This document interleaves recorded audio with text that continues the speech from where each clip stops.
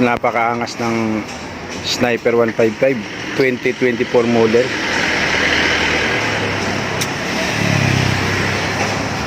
Ang kinang.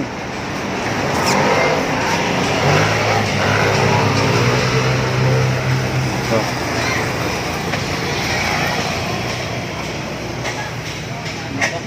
Pero ito lang mahirap dito pag nagbaklas ng upuan.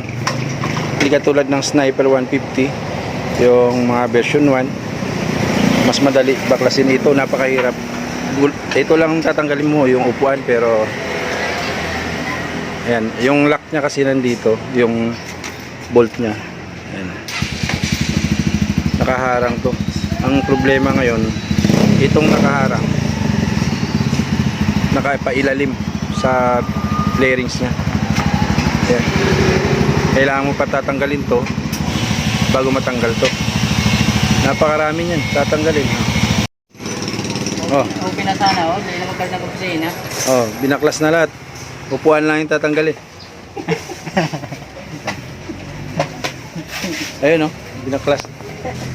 Magkano ba yan? 10 lang. Eh, pwede pa.